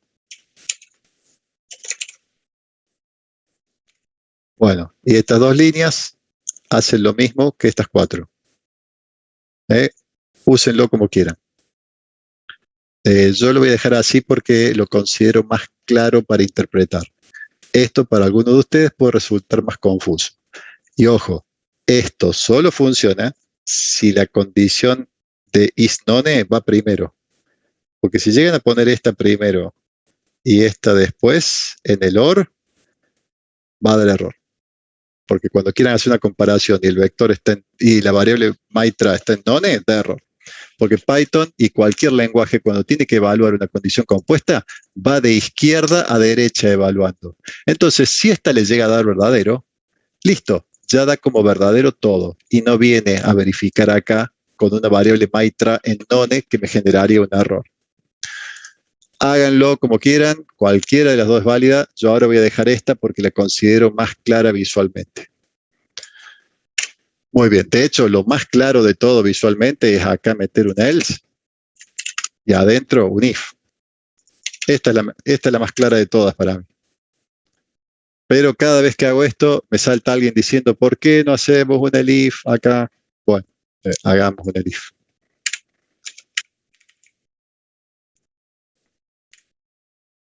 Y lo dejamos así. Y por último, return mayor trabajo. Entonces la función, le paso el vector y me va a devolver el casillero. Aparte, otra cosa, lo que pasa, Lucas, ¿sabes qué?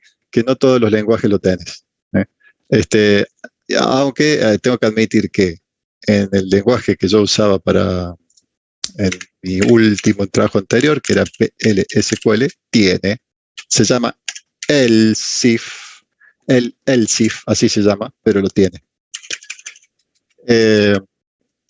Bueno, entonces, lista el punto 3, vamos a usarla. Vamos a usarla acá en el menú. Cambiamos este pass por una llamada a la función punto 3. Le paso el vector BT, pero acá de este lado tengo que tener Voy a poner otro nombre acá para que no quede igual, aunque podría llamarse igual, mayor trabajo. Tengo que tener una variable para recibir el return que tiene la función .3. O sea, este return que está acá, y en el principal tengo que poner algo ahí para recibir ese return. Bueno, ¿y qué me decía el enunciado? Muestre los datos. Bueno, entonces vamos a poner un print acá que diga, bueno, trabajo con mayor cantidad de personal.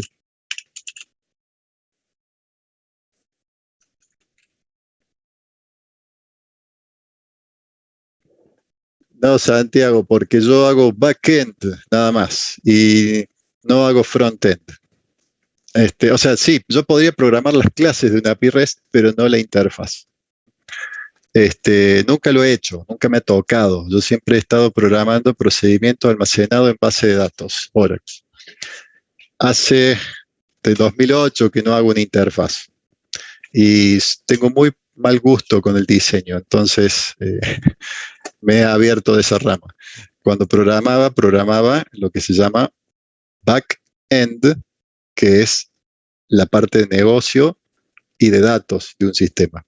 Y la interfaz que se le dice el front-end, no. Así que, como yo estuve más con base, cuando aparecieron las API REST tipo 2012, 2013, lo hacía otra persona eso. Y yo lo que hacía era los procedimientos que esa API REST llamaba en la base de datos. Bueno, volví a ver esta pregunta. Si lo coloco en una variable para recibir el return.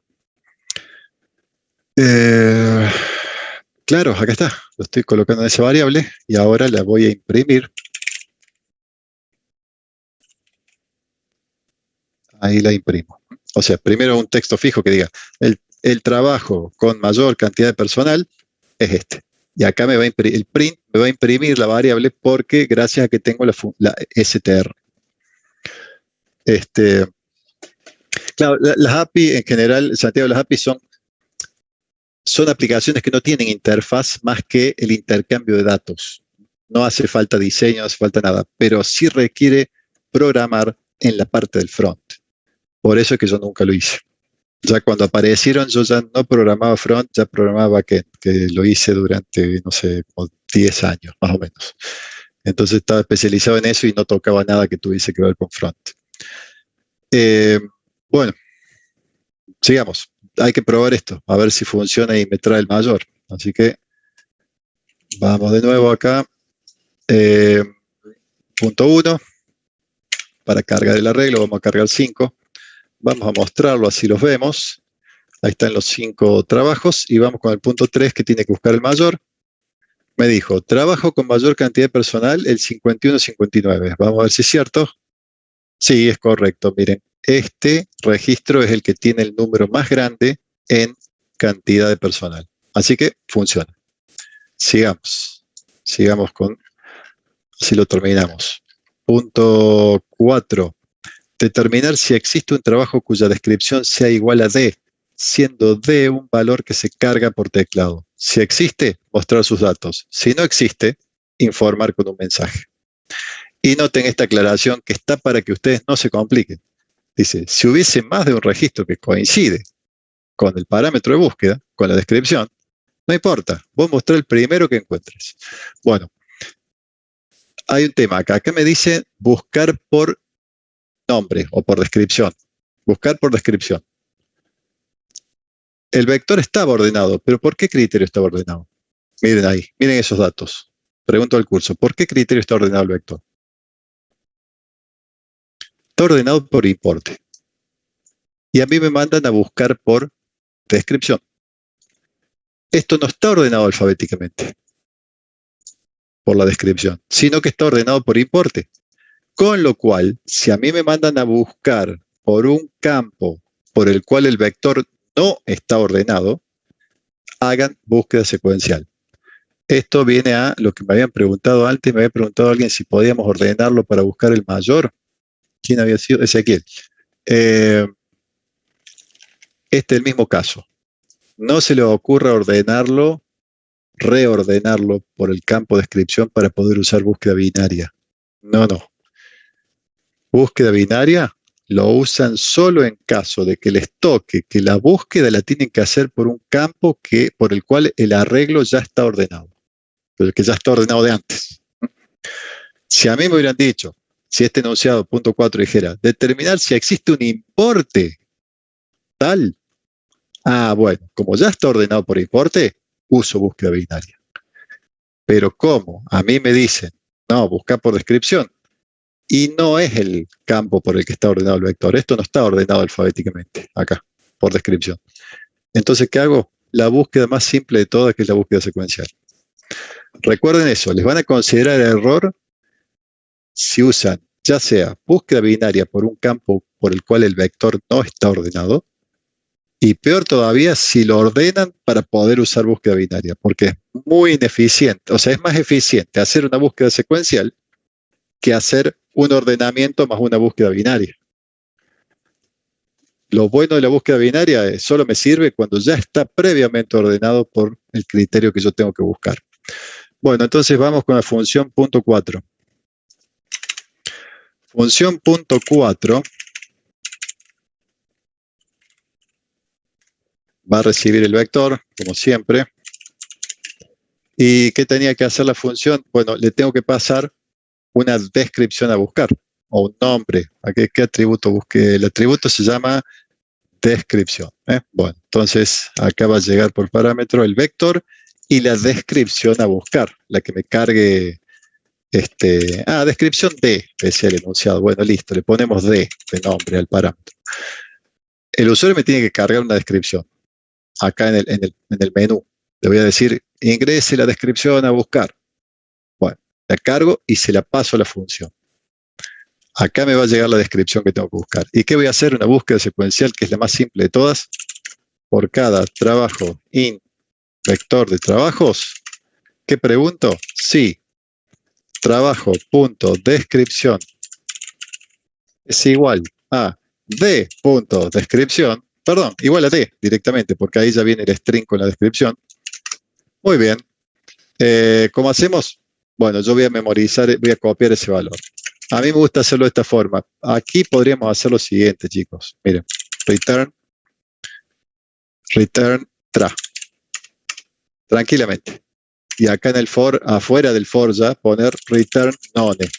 Entonces yo sé que cuando me devuelve un trabajo es porque lo encontró. Y si me devuelve el none es porque no lo encontró.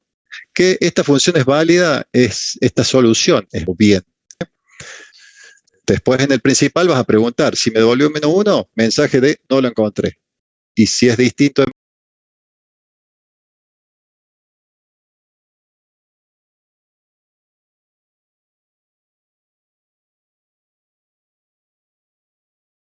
-1, quiere decir que hay un objeto de trabajo. Ahora bien, esto a mí lo que no me gusta y es una cuestión de gustos, porque esto, como les decía, es válido, o sea, esta solución es válida. Pero como a mí no me gusta más de un return en una función, lo voy a hacer de otra forma. Y yo hago las funciones que tengan un solo return y que ese return sea la última línea. No hace falta que ustedes sigan esa convención. El que quiera entregar con una solución como esta, está perfecto. Y la ficha está llena de ejemplos así con return en el medio. Bueno, yo voy a hacer lo siguiente. Voy a poner res igual a none, resultado igual a none. Si lo encuentro, entonces res igual a tra. Y de paso break para dejar de buscar, para no seguir buscando. Y acá abajo return res. De esa manera tengo un solo return en la función y ese return está al final. ¿Y qué pasa? Si lo encuentro, y te devolveré el trabajo. Y si nunca me da verdadero este if, con lo cual no lo encuentro, terminaré devolviendo el none con el que inicialice la variable res. En ambos casos funciona. ¿Y ahora qué voy a hacer en el menú? Bueno, al usuario le voy a tener que decir, cárgame la descripción. Voy a usar esta función que tengo aquí. En mis funciones tengo una... Podría usar cargar texto, pero voy a usar esta de cargar nombre. ¿Por qué? Porque la de cargar texto me valida que termine con punto. Esto viene de los ejercicios de caracteres, ¿eh? Me está validando de que termine con punto. No quiero que me valide eso. Ahora no quiero cargar la descripción con un punto al final. Entonces voy a usar esta, cargar nombre. Que lo único que valida es que el tamaño sea mayor a 0. Se valida eso. Solamente eso. Entonces aquí, descargar nombre. Y le voy a pasar un texto personalizado que diga ingrese la descripción a buscar.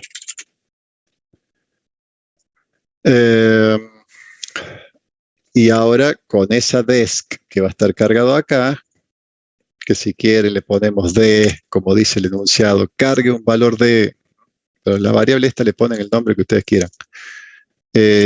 Llamo a la función .4 y le paso el vector bt y el valor D, que es el que tiene que buscar. Y ahora esta función devuelve algo. Devuelve, tiene un return. Algo me devuelve un none o me devuelve el trabajo cuya descripción coincide con lo que yo le pedí buscar. Bueno, entonces, acá yo voy a tener que preguntar. Te paso donde me pareció que lo estaba haciendo mal. Lo estaba metiendo en el menú 5 en vez del... estaba haciendo mal. Me fui al menú 5 a resolver el 4. Acá va. Sí, gracias Ulises. Justo me di cuenta de eso. Bien. Tengo que... Acá que voy a tener, bueno, voy a tener un, no sé, T1, la variable que ustedes quieran, pero es, o tra1, es el trabajo que esta variable que va a tener. None, si no lo encontró, y si lo encontró va a tener el trabajo que coincide en la descripción. Entonces acá voy a preguntar, if tra1 is not none, quiere decir que lo encontró. ¿Qué hago entonces? Imprimo tra1, porque lo encontró. Else, mensaje que diga no se encontró el trabajo. Y listo. No se encontró el trabajo. Ahí está solucionado la parte del menú para la opción 4. Si me devolvió algo distinto de none, muestro los datos. Si no, cartelito diciendo no lo encontré. ¿Cuándo caigo en el else? Y cuando esta variable tenga none, yo voy a caer acá en el else. Vamos a probarlo. Cargar. 5. A ver, mostrar. Porque quiero ver qué tiene adentro, si no, no le voy a pegar nunca cuando haga la búsqueda. Bueno, buscar trabajo por descripción, menú 4. Si yo acá le pongo cualquier verdura, me debería decir, no lo encontré. Ahí está, no se encontró el trabajo. Si yo ahora en cambio le pongo, por ejemplo, esta, la descripción de este trabajo, el 1846. Entonces vengo aquí y le digo 4, buscar por nombre, por descripción, perdón. Pero esta vez lo escribo bien, escribo exactamente lo que tiene en la descripción. Ahí sí lo encontró, ¿ven? Acá me mostró los datos del trabajo cuya descripción coincide con el criterio de búsqueda. Bueno, listo el punto 4. Vamos al punto 5. El punto de 5 es un vector de conteo, porque ¿qué me dice el enunciado? Me dice determinar y mostrar la cantidad de trabajo por tipo. Trabajos por tipo. ¿Cuántos tipos hay? Chicos, pregunta, ¿cuántos tipos hay? Vamos acá arriba. 4, con códigos de 0 a 3. Entonces, ¿qué voy a hacer yo? Voy a hacerme una función para el punto 5. En esa función voy a crear un arreglo. Vector de conteo va a ser este. ¿De cuántos elementos? De 4 elementos. Y como es un vector de conteo, ¿cómo voy a inicializar esos 4 contadores? Con 0. Porque eso es lo que tiene que hacer este vector. O sea, no, yo tengo 4 tipos. No vayan a declarar 4 variables, porque en ese ítem no van a tener ningún punto. Si tienen que hacer una cosa así, cantidad de trabajos por tipo, es un vector de conteo. Por lo tanto, necesitan un vector con tantos casilleros como distintos tipos ustedes tienen. Los tipos van de 0 a 3, 0, 1, 2, 3. Entonces yo creo un vector cuyos subíndices van a coincidir con los códigos de los tipos de trabajo. Si yo hago un vector de 4 elementos, los subíndices de ese vector son 0, 1, 2, 3, que justamente coincide con el BC, perdón. Justamente coincide con los códigos de trabajo. Bueno, ¿qué voy a hacer? Voy a recorrer el vector de trabajos. Que no se lo pase acá, se lo tiene que pasar vec trabajo. Le paso el vector.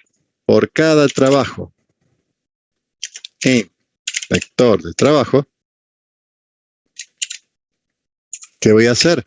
Bueno, voy a ver de qué tipo son.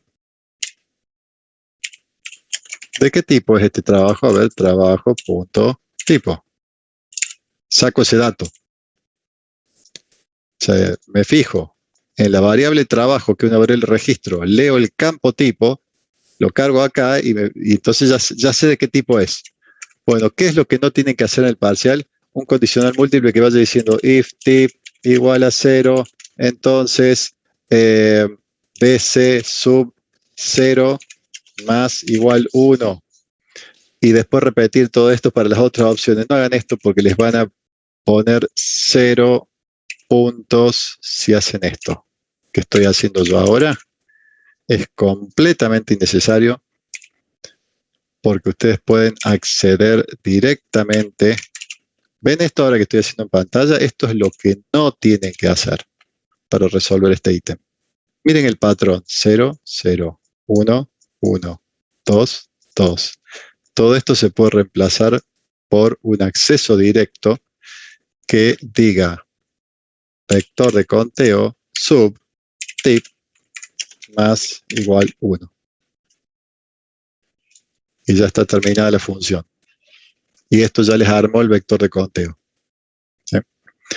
BC tratipo, sí, José Luis, justamente sería la abreviatura de esto. La voy a anotar acá y la voy a dejar comentada la línea. Podríamos hacer BC sub tra.tipo más igual 1. A esta la voy a dejar comentada porque es o una forma, o sea, o esto o esto. No las dos al mismo tiempo. Bueno, listo esta función. Vamos aquí. Punto 5 va a haber que llamar a esa función que me devuelve un vector de conteo. Vamos a llamarle bcant acá para no repetir el BC. Se podría repetir el BC. Vector de conteo. Acá vamos directo. Bconteo. Bconteo igual a punto 5 y le paso el vector de trabajos. Yo le paso el vector de trabajo, que es un vector de variable registro de tipo trabajo, y me va a devolver un vector de int de enteros con 4 casilleros, y cada casillero me va a decir cuántos trabajos había de cada tipo. El problema es que los casilleros, el dato que tienen es la cantidad de trabajos. Pero el tipo me lo dice el índice del casillero. Entonces yo no puedo acá venir el usuario y decirle print bconteo. Es decir, acá tenés las cantidades que querías. Esto no le sirve al usuario porque este print me va a imprimir las cantidades de trabajos, pero no me va a decir a qué tipo de trabajo corresponde cada cantidad. Por eso aquí yo voy a tener que usar un for clásico con subíndice, for i in range. Y acá, bueno, podría meterle el 4, porque ya sé que el vector de conteo mide 4, ¿no? Ya sé que mide 4 elementos. Tiene 4 el casillero 0, 1, 2, 3. Pero no, igual vamos a poner tamaño de bconteo. Para no hardcodear. Tamaño de bconteo. Entonces, ¿qué hacemos ahí? Un simple print. Antes de esto le voy a meter un barra n suelto para bajar un renglón nada más. Y acá voy a ir informando. Lo puedo hacer con un mensaje directamente. cantidad de trabajos por tipo. Y acá ir imprimiendo. Un segundo, chicos, que tengo una llamada importante y ahí lo cerramos. Un segundito.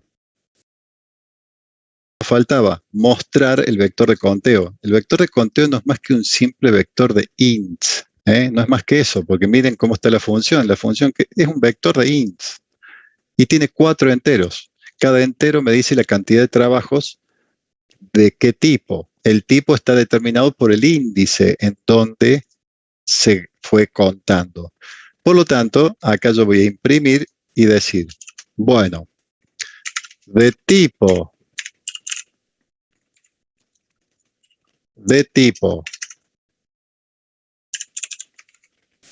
y estoy usando str porque en vez de imprimir con coma, lo estoy concatenando. Entonces, si les queda más cómodo, lo hago con coma, nomás directamente. Es decir, tipo y cantidad, este espacio no hace falta, tipo y cantidad.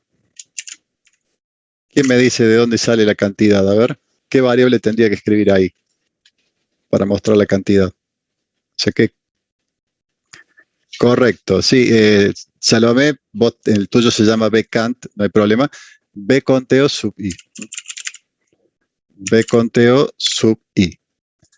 Y con eso entonces yo imprimo el i. El i tiene el tipo, es el subíndice. Subíndice 0 es para tipo 0.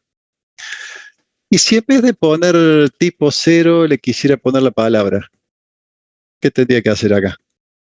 Para que me salga el nombre del tipo. Usar la tupla. En vez de imprimir i, decir t tipo sub i.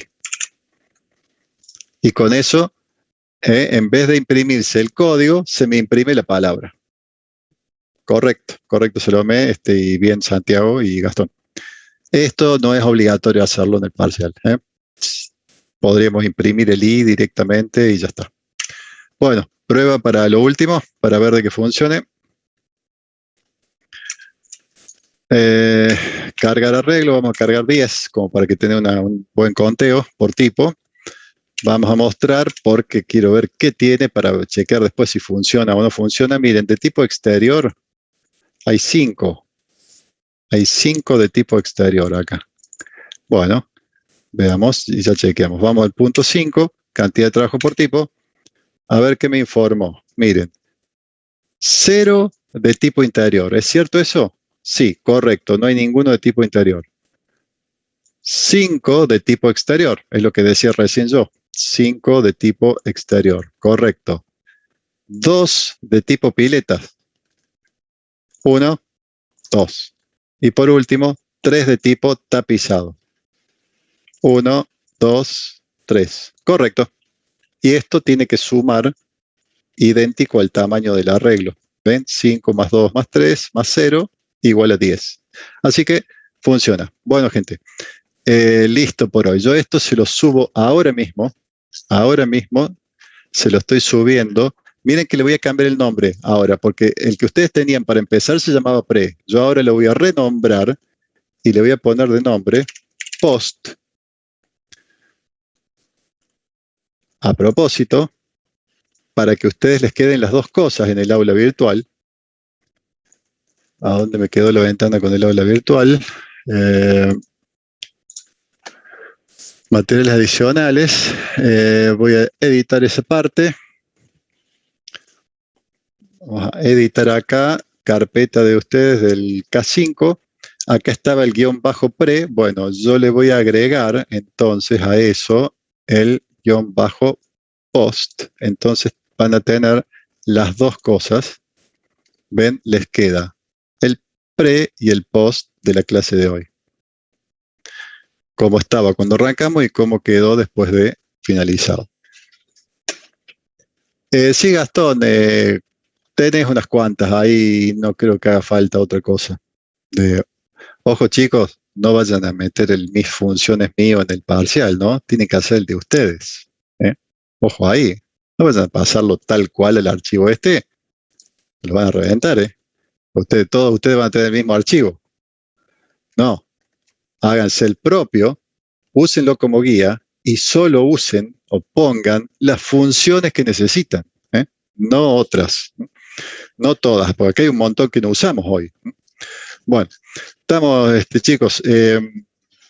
Profe, una última pregunta. En el parcial vamos a tener que entregar, digamos, el script principal y otro script donde tengamos todas las funciones, o podemos tener todas las funciones directamente en el mismo archivo. No, ya a esta altura no, te van a evaluar de que hagas al menos 2 módulos. Si querés podés hacer como están los ejemplos. O sea, lo de los módulos sí, eso lo entiendo.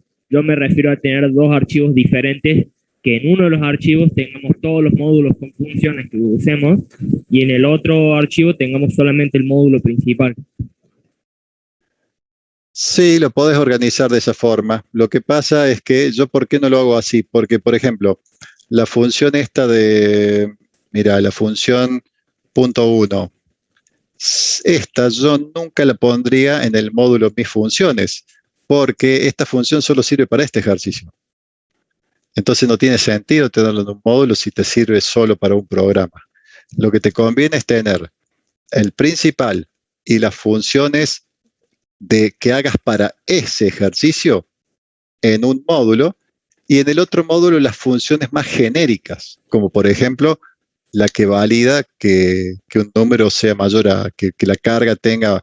¿Se entiende la idea? O en la otra función podés poner el class. En muchos ejercicios que vi en la guía, de los que están las soluciones puestas, te ponen el class en un archivo y el resto del programa en otro. La cuestión es que te queden por lo menos 2 archivos a la hora de entregar. Esa sería la consigna. Claro, sí o sí tenemos que entregar 2 funciones, 2 archivos. Gastón, Gastón justo está preguntando si podemos poner las constructoras en un módulo y las funciones verificadoras en otra. Sí, es más, el que quiera hacer, suponga, 3 módulos, uno con el class, otro con las funciones genéricas y otro con lo que les pida el parcial, bárbaro, ningún problema. Tengo muy poco tiempo yo también, chicos, más allá de que, porque tengo que revisar toda la pila de mensajes que se me acumuló durante la clase y ver qué pasó con el pedido que me hicieron recién. Lo podés organizar como quieras, Sebastián, siempre que tenga sentido. No haría yo, por ejemplo, de hacer un módulo con el class y dentro de ese mismo módulo, por ejemplo, poner la función cargar entre, porque no serían cosas relacionadas. Y Santiago, no sé si me quieres preguntar algo más, decirlo por audio, chat, rápido, porque ya me tengo que ir a ver. Página web, quiero usar Python para el backend. ¿Lo recomiendas? Sí, para backend ningún problema, pero para el front no te sé decir cuáles son los frameworks que se usan. ¿Sabes quién te puede contestar eso? El profe Federico. Ahí anoto el nombre del chat. Escribile por aula virtual, preguntale, hacerle esa pregunta porque no te sé decir o sea, para backend está bárbaro. Se usa mucho para Big Data, Python. Desconozco si es una opción recomendable para frontend. Bueno, estamos. Si compras un dominio, el dominio es el dominio nada más. El dominio lo único que hace es decirte a dónde vas a tener alojada la página. O sea, si vos registras un .com.ar, no es lo mismo que comprar el hosting. Lo tenés. El nick.ar tenés que arreglar lo del dominio. Y el hosting después tenés que ver que soporte ejecución. No, el dominio es algo separado de la página. El dominio es que los DNS que están por todo Internet sepan que, por ejemplo, hotmail.com está alojado en tal servidor. Eso es lo que hace la parte del dominio. Ahora, la página en sí va a estar alojada en un servidor con un IP público, requiere que tenga.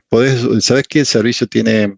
Podés usar Don Web, ese podés usar, que es más o menos barato para alojar, ese Don Web, y el dominio lo registras en nick.ar con cuenta de AFIP. Precisas cuenta de AFIP para entrar, o si no, alguna otra alternativa. Ahí tenés varias alternativas, pero el dominio lo registras en nick.ar y el alojamiento para la página web en uno de los vendedores argentinos que hay acá, es Don Web, creo que sale 500 por mes, el hosting. Bueno, listo, gente. Nos vemos. Suerte mañana.